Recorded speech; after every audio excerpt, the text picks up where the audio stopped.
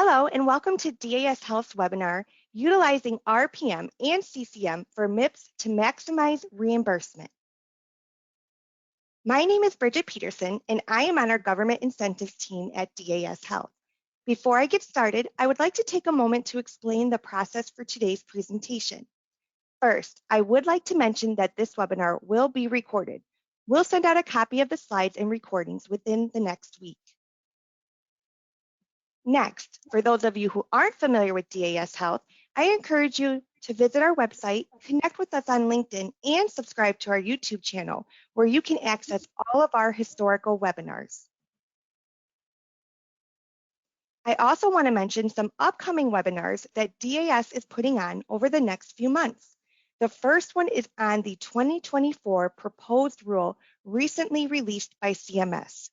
We are going to review its implications on your practice related to MIPS, so you're prepared for next year. We have another webinar in September on the MIPS value pathways, or MVPs, that will be eventually taking over traditional MIPS reporting. If you do register for any of our upcoming webinars, we'll be sending out an invitation to each a week or so before, and we always post on our LinkedIn page as a reminder, so keep your eyes peeled for that. Okay, so back to today's webinar on utilizing RPM and CCM for MIPS to maximize reimbursement. At the end of the presentation, we will open the floor up for questions from you. We will answer all questions at the end, but you may type them in the questions area of the webinar control panel whenever they occur to you. And finally, for audio clarity purposes, everyone's phone will remain muted throughout the entire webinar. But if you are experiencing audio issues, please use the chat box to let us know so we can help resolve them. And again, questions may be entered in the questions box. So without further delay, I would like to introduce your presenter for today. Lindsay Lanning is DAS Health's Government Incentives Manager. She will be taking you through how you can leverage RPM and CCM to better your MIPS performance and overall reimbursement. She has over 10 years of experience in the value-based healthcare industry and is an expert in quality reporting. So Lindsay, the webinar is all yours, and feel free to get started when you are ready. Awesome. Thank you so much, Bridget. And thank you everyone for joining our webinar today. So my plan for today is, number one, not to bore you to death. And number two, to discuss what I call the RPM CCM MIPS hack. I'm aware I need to come up with a better name for it, but you get the idea. I want to show you how you can leverage virtual care services like RPM and CCM to increase your MIPS composite score, leading to additional monthly reimbursement and a positive incentive under MIPS. Now, in order to explain this properly, I have to go over what MIPS, RPM, and CCM all are.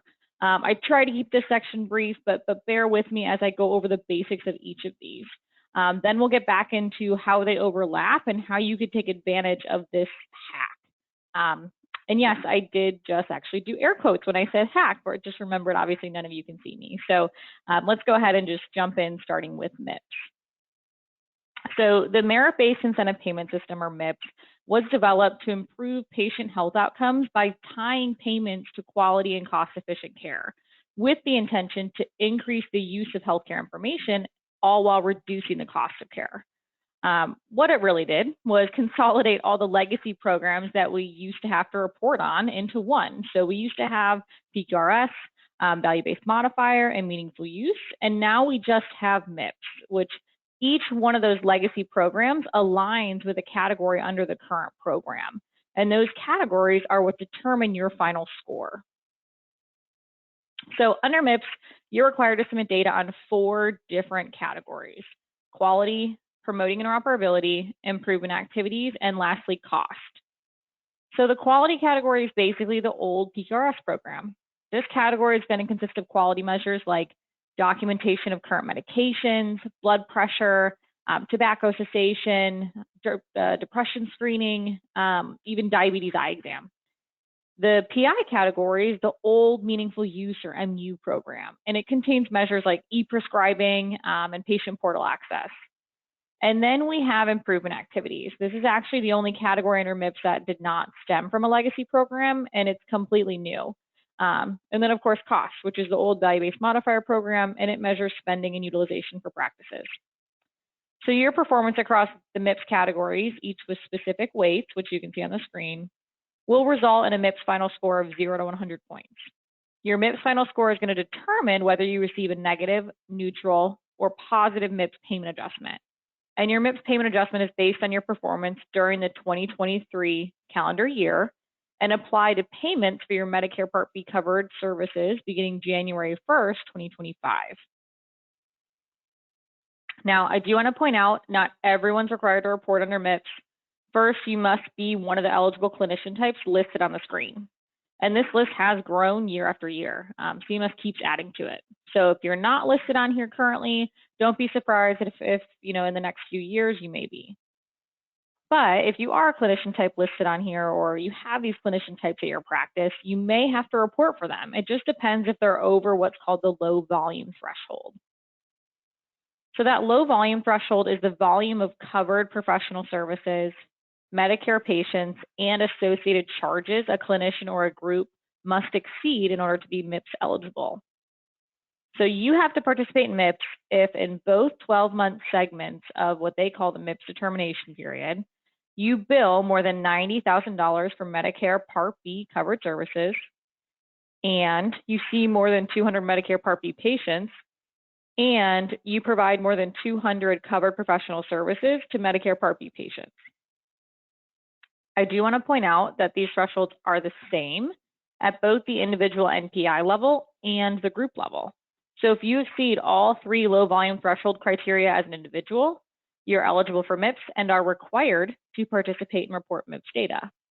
If your practice or your group exceeds all 3 low volume threshold criteria as an overall entity, the practice is then eligible for MIPS and can actually choose whether or not to participate as a group. So again, notice individual, required. Group is pretty much optional. If you or your group exceed maybe only 1 or 2 of these criteria, but not all 3 during one of those 12-month segments, you're not required to report. But you do have the option to opt in to participate in MIPS if you'd like to. Again, I get it. I'm sure there's some of you on the call right now that are thinking, Lindsay, you're crazy. No chance I would choose to opt in to do this if I didn't have to. But we actually assist a large number of opt-in clinicians because they're already doing the required documentation and workflows and screenings, and they want the extra incentive money to help offset Medicare fee-for-service reimbursement cuts. So it's something to consider even if you find your providers are not actually required to report, especially once you have our hack in place. Now, if you aren't sure if you meet that criteria, I do have good news for you. There's a very simple way to check if you're eligible under MIPS and over that threshold. It's what's called the QPP NPI lookup tool, and it's what we use when we assist clients with MIPS reporting. So this is found on the Quality Payment Program website, which is the most helpful and informative website CMS, I swear, has ever created. They really got it right with this one. So I can't stress enough, not only does this website have this NPI lookup tool, but so much more, especially in their resource library. Now, when you search an NPI, it's going to come back and show you if a clinician is included or exempt from MIPS reporting, as well as their associated tax IDs they've billed under. This is key because CMS is always looking at the NPI tax ID combination for reporting. So you may have a provider who has to report at a few different practices or tax IDs based on how many patients they saw and billed for under Medicare Part B. And the last thing you need to know to understand MIPS at a very high level is the scoring and its actual impact on your reimbursement. So your MIPS final score will determine if you're penalized or rewarded financially on your Medicare Part B reimbursement. And these thresholds are getting harder. It's already been proposed to raise the score to 82 points next year just to avoid a penalty. Now for this year, for 2023, if you earn anywhere from 75 points to 100 points, you will get a positive MIPS adjustment. And that will be a percentage increase on all of your Medicare Part B claims for an entire year, 2 years after the performance year. So again, this means what you score in 2023 will control your reimbursement for all of 2025. And then if you're anywhere under 75 points, you're going to see the opposite. You'll actually see a negative % or payment adjustment on all of your claims for a year. What's really scary is if you remember those category weights, right, a few slides ago, the cost category was worth 30 points. Now, I don't want to get too deep into the program. This isn't a MIPS webinar, but you do not have to report anything for the cost category. CMS gets data from your claims and attributes patients to you, and then judges you on their Medicare spending, their total per capita cost, and any specific conditions or procedures and their associated episode of care costs. We have no idea what you will earn out of 30 points when we go to submit for cost, which means you could get 100%, or maybe you only earn 1 point for cost and you get a total MIPS score of 71, even when you got 100% on PI quality and IA. That's wild. That means you're in penalty range. So it's very important that we try to get things in place now so we know our patient's care is being well controlled so it won't cost you in the next year. See what I did there? I'm sorry, I love puns. I had to throw one in. Okay, so same deal, a very quick high-level overview of CCM and RPM before we get into the good stuff, I'll say. Now, I would think everyone on here knows what CCM and RPM are just due to the pandemic, but these are basically virtual care services. They are chronic care management and remote patient monitoring that is delivered to patients in the comfort of their homes via phone or a secure device. They're fully reimbursable under Medicare, and they provide a great way for clinicians to expand and improve their services for their most typically vulnerable patients. So please note, these services are care coordination that happens outside of the regular office visit to assist patients who have both acute and chronic conditions. Okay, so let's start with what is chronic care management. So CCM are services that offer additional help managing chronic conditions.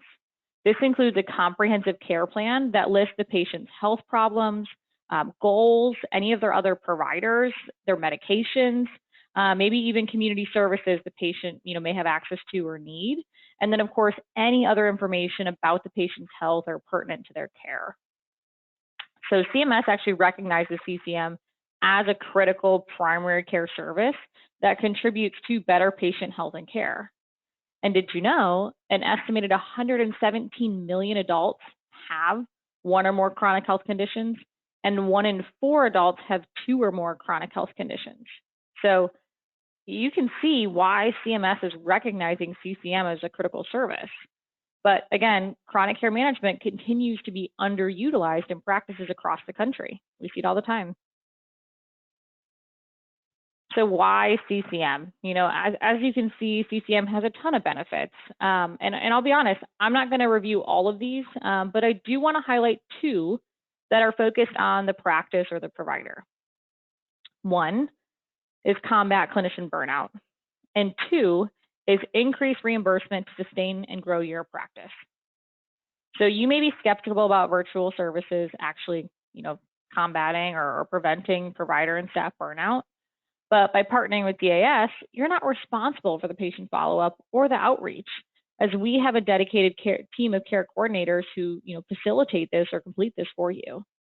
Our care coordinators assist with answering the patient questions that would have originally gone to your practice as a phone call or a portal message.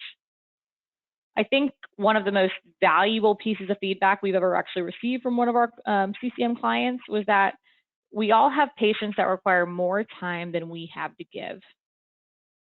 Some that may even just be lonely and want connection.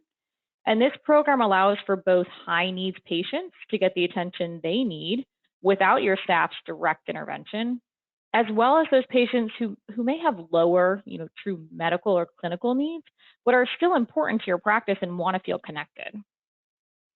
Unfortunately, most healthcare providers don't have the capacity or infrastructure to manage, the hundreds of Medicare patients in their practice with multiple chronic conditions on a monthly basis.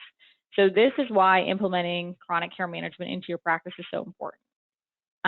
The other one I wanted to point out, right, is sustaining and growing your practice through increased reimbursement. Ongoing care management outside of the in-person visit has not always been separately billable. This is relatively new.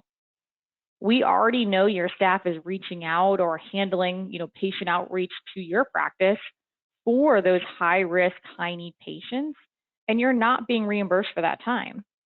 This would allow you to be. And not only that, but at least with DAS, you would no longer even be responsible for those calls or documentation in the chart. We would. So you would be increasing your monthly billable revenue while lessening the burden on your staff, especially with staff shortages being at an all-time high right now. So let's look at what patients, would be eligible for CCM. CMS has specified in order for a patient to be enrolled and reimbursed for CCM services, they must be 65 years or older with either Medicare or Medicare Advantage insurance, have had a face-to-face encounter in the last 12 months, meaning they're established, and they must have 2 or more chronic conditions that are expected to last at least 12 months or until death, and that place the patient at significant risk of death, acute exacerbation, decomposition, or functional decline. And finally, the patient must give verbal or written consent, which is then added to their health record. Now, some chronic condition examples that come top of mind, right? I think of asthma. I think of any sort of cardiovascular disease.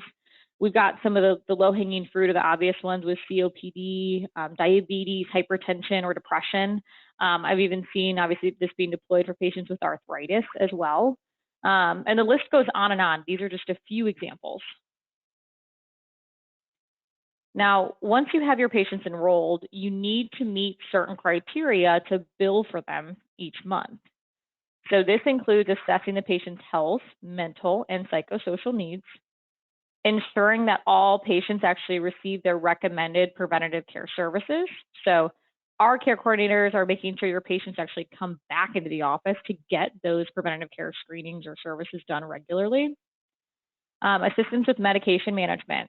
Medication management is a huge aspect of CCM because many patients are overwhelmed with the number of medications they have to take and the cost of those medications. So this is where our care coordinators are vital in assisting patients with their medications, working with your staff to not only ensure patients are taking their medications as prescribed, but that they can actually afford the medications that they should be taking. Managing a patient's transitions of care between providers and healthcare settings. This really translates into having an up-to-date comprehensive care plan, but it could also translate into, setting up ride assistance to and from appointments. And then last is 24/7 access for urgent care needs. So overall, the patient will be given support when they go from one healthcare setting to another, review their medicines and how to take them, and help them with other chronic care needs. Now, for the billing, once you have patients enrolled in your CCM program and you provide those CCM services we just went over for at least 20 minutes per month and update that comprehensive care plan in that month, you can bill $99490 per patient per month. The reimbursement for this code depends on the physician fee schedule in your MAC locality, right? Typically based on state, but some states have a few different localities there. But the nationwide average is about $62, and that's per patient per month. And this is the main code we are worried about. This is your revenue generator on a consistent monthly basis. The other code that you're seeing on the screen, the GO506, this is a one-time per patient code when the patient's enrolled by the practice. And you can earn roughly $60 per patient. But again, that's not ongoing. That's that one-time initial enrollment. Now, I want to point out some billing restrictions. The main one being only one practitioner may be paid for CCM services for a given calendar month. So this is why CCM is typically best for family practice, internal med, or anything focused around PCPs or primary care providers, and not so much specialty practices, as only one provider can bill for this, per patient. We have seen a lot of success with cardiology practices as well. Same idea here, though, with preventing double dipping. There can be no program overlap. So Medicare will not make duplicate payments for the same or similar services for patients with chronic conditions that are already being paid for under another CMS initiative, right? So if you think of primary care first or home health, Also, skilled nursing facilities will not be reimbursed as well. So on the flip side, if that's CCM, what is RPM, or remote patient monitoring? So it's actually the collection and analysis of the patient's physiologic data used to monitor, capture medical information from the patients electronically and transmit this information to healthcare providers for assessment. So what this all means is one very important thing. RPM allows healthcare providers to monitor patients outside the clinical setting. This is significant for chronic disease management and improving healthcare access for elderly, rural areas, and patients with mobility issues. So again, I don't want to spend a lot of time on the reasons why for RPM. We've done a previous webinar all about the value add of CCM and RPM and even gotten really into the nitty-gritty of billing for these services. What I do want to point out is that you can use remote patient monitoring to improve patient outcomes, increase patient engagement, boost your practice's capacity, and lower costs and increase revenue. So RPM is going to allow consistent monitoring of that physiological data. This can actually increase the speed of achieving treatment and facilitate some real-time opportunities for intervention by treating any of those readings that are outside of a patient's normal parameter or measure limits. So with this increase in touch points, we're actually decreasing the number of potential hospital visits or admissions, lowering the patient's overall cost.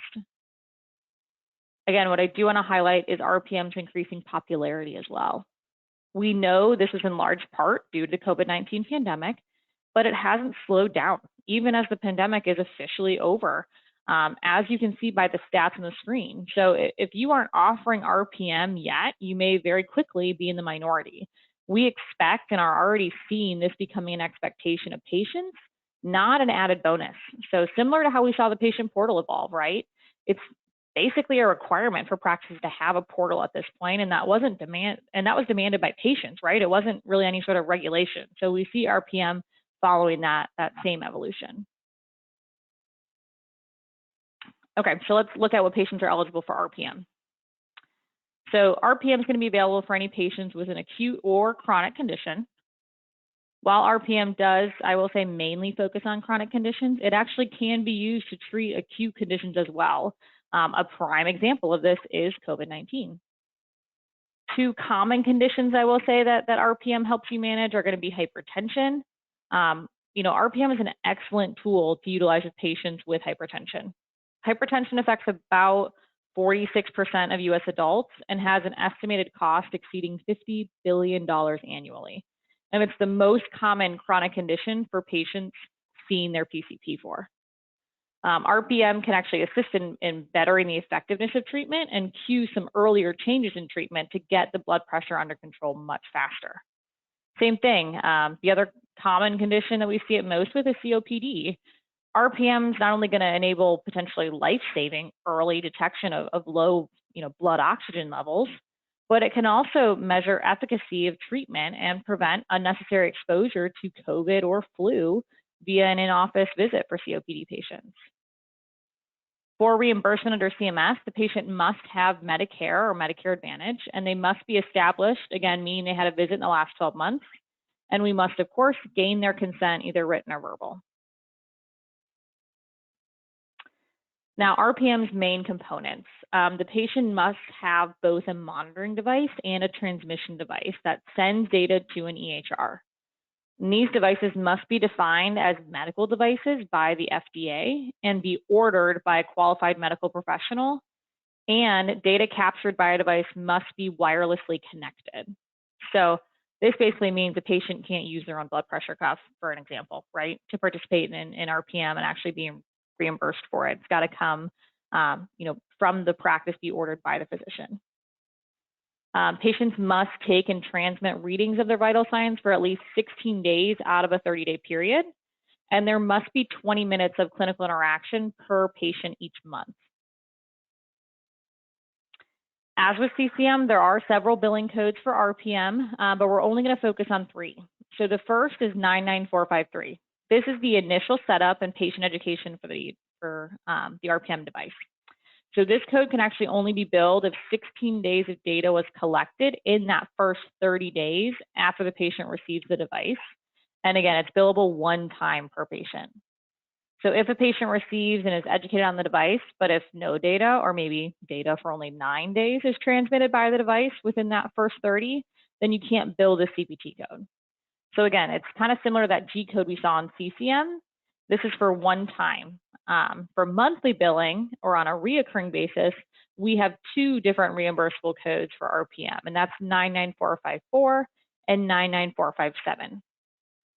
So 99454 is the data transmission code. This is the actual physiologic monitoring of blood pressure or pulse ox for 16 days every 30 days. This code can only be billed once per 30-day period, even if multiple devices are utilized. It cannot be reported if the patient doesn't collect a full 16 days of data in that 30-day time period. And vitals must be reported from the device. So if a patient goes out of town, maybe they head back to Florida for the winter. I'm in Ohio, so that would make sense. And they forgot their device. Well, then they can't report vitals from a different device or over the phone to you. They have to use that specific device that was ordered for them. Now, on average, the reimbursement for this code, the 99454, is $50 per patient per month. The next code that should be billed monthly is 99457, and this covers the actual 20 minutes of clinical interaction with the patient each month. And the average reimbursement for this one is $48 per month, and that's per patient. So again, this is an kind of simplified view of the billable codes for RPM, but 99454 and 99457 are your monthly billable codes, bringing in that reoccurring revenue. So quickly, I know this sounds similar to CCM, but there are key differences to keep in mind, specifically on patient eligibility and reporting requirements between that RPM and CCM. So CCM requires patients to have 2+ chronic conditions lasting 12 or more months. Remember, you only need one acute or one chronic condition to be eligible for RPM. CCM patients must be 65 years or older. There's actually no age requirement for RPM. And then 24 access must be provided for CCM patients. Again, no requirement of this 24/7 access for RPM. We encourage all our clients to incorporate both CCM and RPM into their practices. It is possible to enroll patients in both CCM and RPM, but CMS does not allow double dipping or double counting. So meaning if you bill that CPT code 99457 for RPM and that 99490 for CCM together, that's going to actually require a clinician to deliver at least 40 minutes of services a month. So 20 minutes for CCM and 20 minutes for RPM monthly. I'll be honest, that's a pretty hard sell to patients because they, oftentimes don't want to commit 40 minutes of phone interaction a month.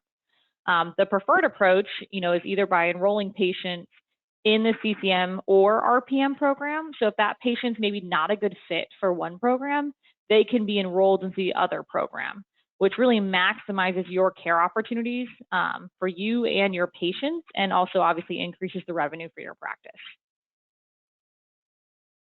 Okay, now that we have the basics covered, we can get into the good stuff of how do all three of these actually overlap with each other.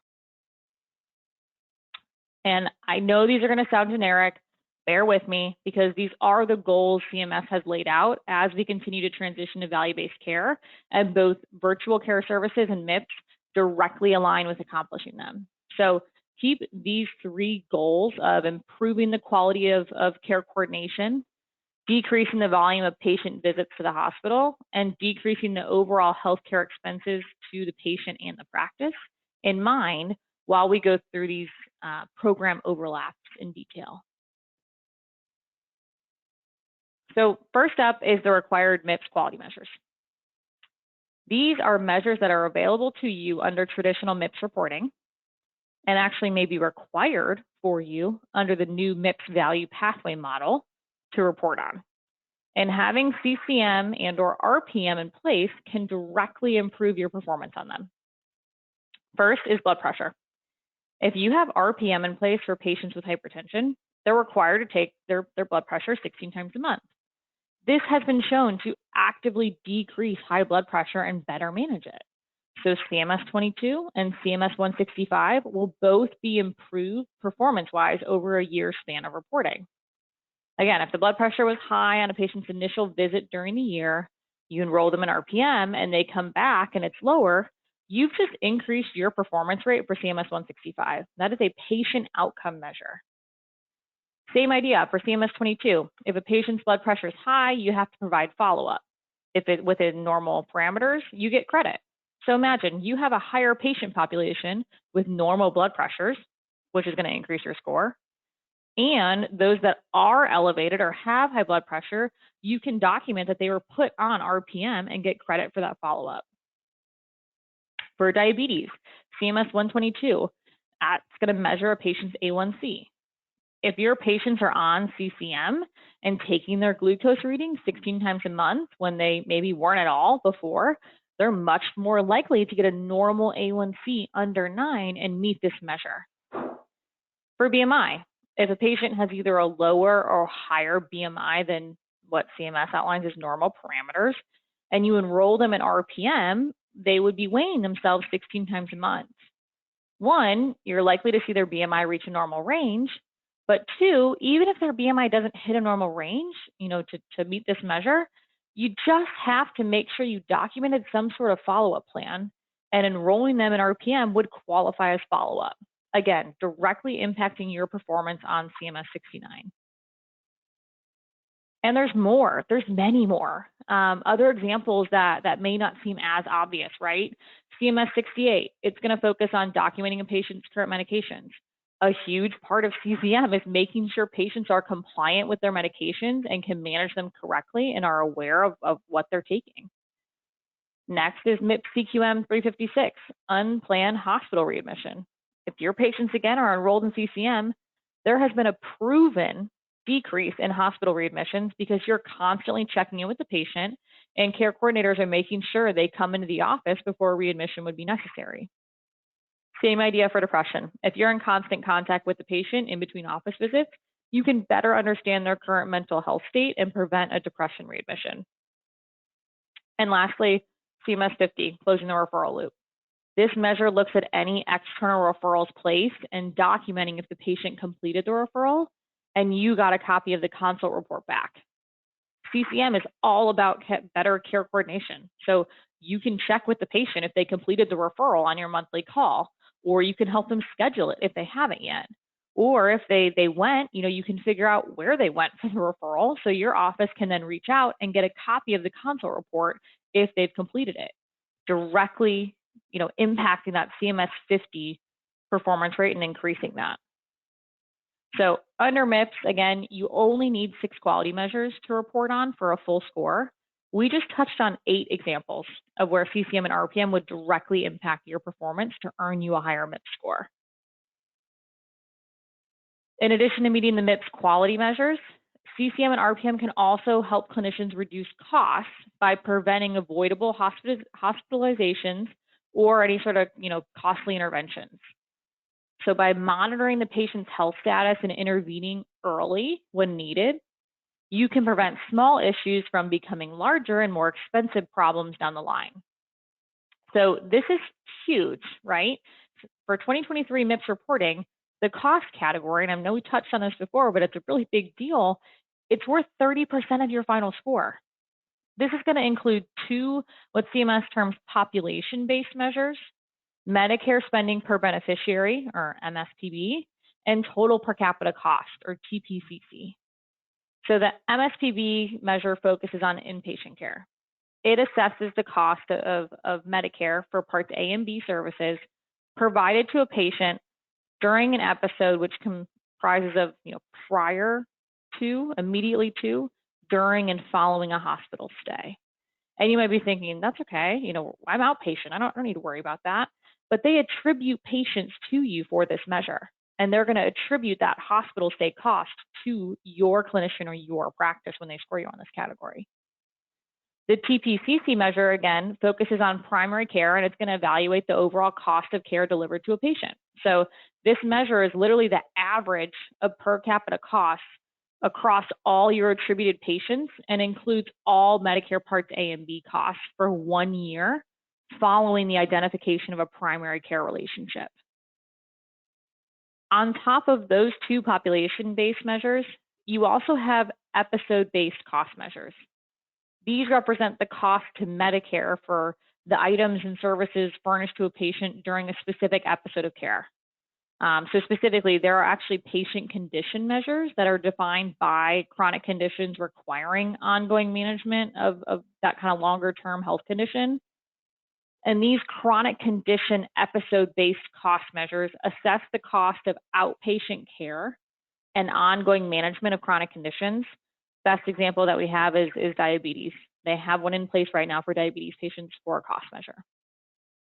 So as we just went over, RPM and CCM work together to keep costs down by avoiding unnecessary hospital visits or admissions. Overall, by offering CCM and RPM services, you can improve your MIPS performance, and that includes the cost category and the quality category. The cost category especially because a lot of providers feel they don't have much control over that right now, especially because we don't have much visibility into that right now. We haven't gotten feedback on the cost category, in a few years. I do think that's going to change for 2022 and 2023. But even if we have the data, how do we actually make improvements on that score? And CCM and RPM offer that solution. Okay, so what is this hack I keep referring to? Why do you all need RPM, CCM, and MIPS to maintain a financially healthy practice? So in order to understand why you need these services, you have to understand what's going on in the industry right now. First off, as I'm sure you all honestly probably have noticed on your claims, there is a mandatory Medicare sequestration in place right now. This means there is currently a negative 2% adjustment in place since July of 2022, cutting back your Medicare reimbursement. There's also a negative 2% Medicare physician fee schedule cut for 2023. And there's been a negative 3.4% cut proposed in the most recent proposed rule that was released in July. That's an additional 3.4% cut for next year. Now it is just proposed. We get the final rule out in typically, end of October, beginning of November timeframe. But you can see from the image on the right, Medicare reimbursement is not keeping up with inflation. And practices are in dire need of additional financial support in order to stay afloat, to keep your doors open, and continue seeing your patients with all of these Medicare reimbursement cuts that keep happening.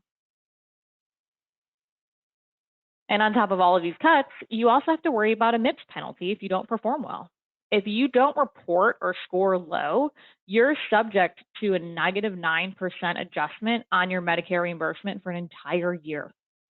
If we combine that with the sequestrations and proposed cuts for next year, you're looking at a potential 14.4% cut in reimbursement next year. That is staggering. However, on the flip side, if you do well in MIPS, you can earn up to a positive 9% increase. But to do so is extremely difficult because you would have to perform flawlessly in all 4 categories. So this brings us to the hack. And here it is spelled out on the slide for you. And we have clients currently taking advantage of this and are reaping the benefits. And they do this by utilizing the increase in monthly revenue that they're seeing from RPM and CCM to contract with us for MIPS support.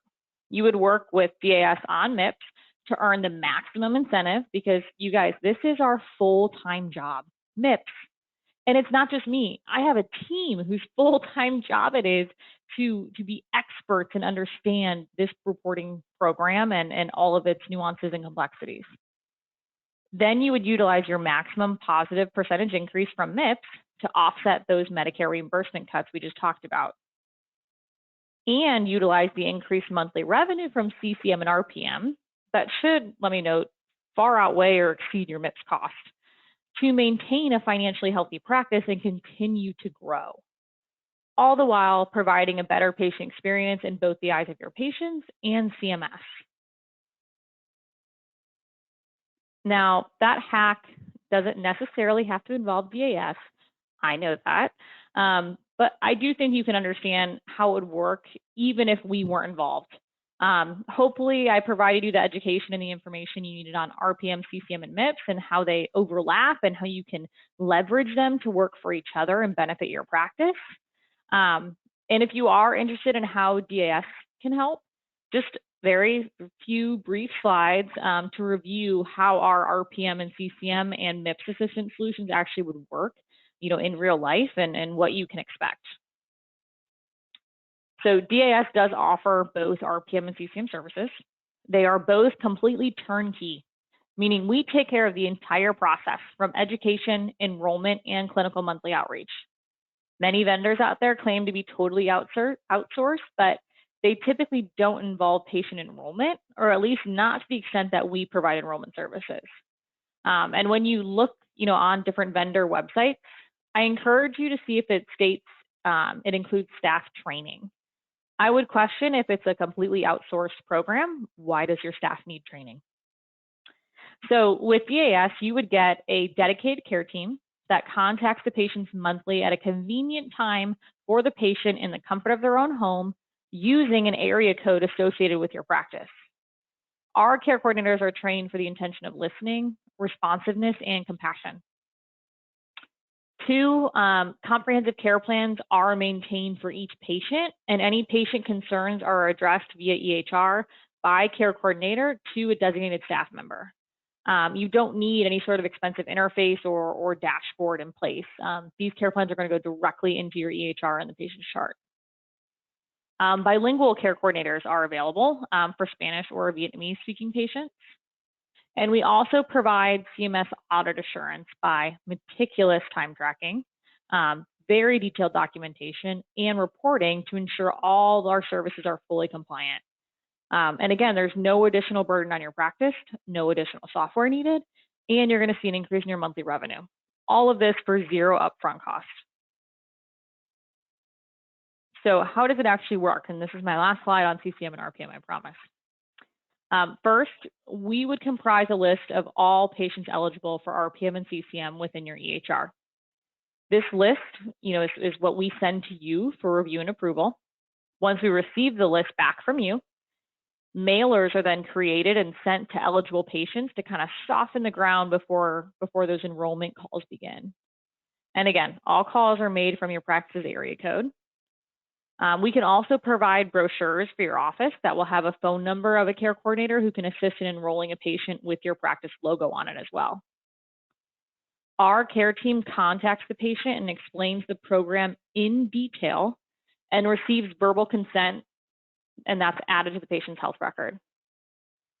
Again, the patients are advised, if maybe they only have Medicare insurance, there's no supplemental plan in place, that they could be responsible for a 20% copay per month. And of course, they can stop participation in the program at any time. I mean, we really go through the program and what the expectations are, and if there's any sort of cost with them, so they know everything before, verbally giving us that consent. For RPM, once the patient has been accepted into the program, an order for a device is sent to the provider in your EHR. The order must be approved by the provider before the device will be sent to the patient. After the order is approved, we handle the device shipment. The device is shipped directly to the patient's home.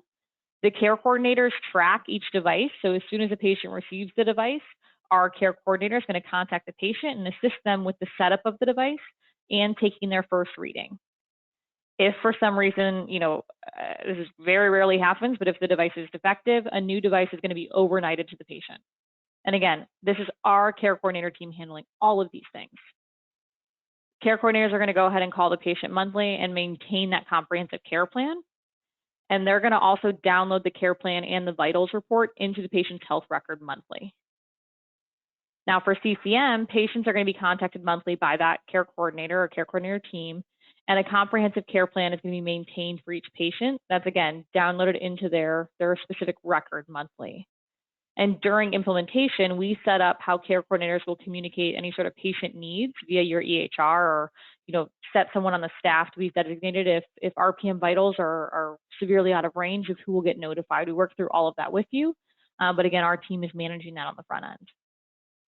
And to ensure we're compliant with the CMS guidelines for CCM, we send a link in the mail to each patient that provides 24/7 access to their care plan.